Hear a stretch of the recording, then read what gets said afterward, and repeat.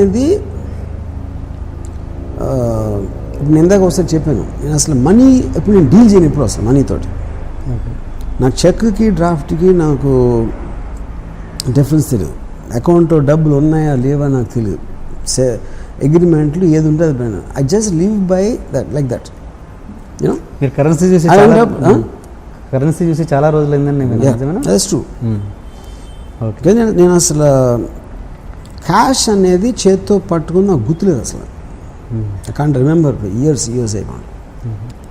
మరి ఈ ప్రాసెస్లో మిమ్మల్ని మోసం చేసే మనుషులు ఉండొచ్చు, ఉన్నారు. ఓకే, కానీ that's a decision I took.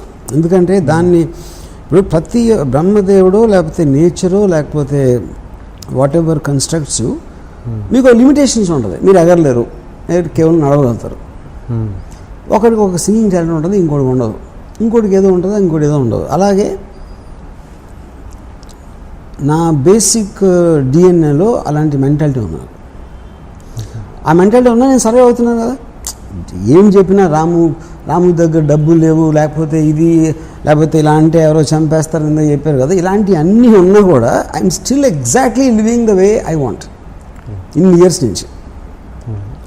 ఎప్పుడైనా మీరు ఎంతవరకు ఎన్నని ఉంటారు కానీ రాము ఇది చేయాలనుకుంటున్నాడు చేయలేకపోతున్నాడు అని ఎప్పుడన్నా విన్నారా? That's as simple as that now. One particular day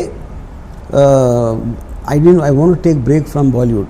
కొన్ని రోజులు ఏదో వేరే చేద్దాం వచ్చాను హైదరాబాద్ వస్తే అందరూ అన్నారు బాంబేలో అయిపోయింది, ఇంకా అసలు పట్టించుకోవట్లేదు, అందుకని ఇక్కడికి వచ్చేసాడు అన్నారు.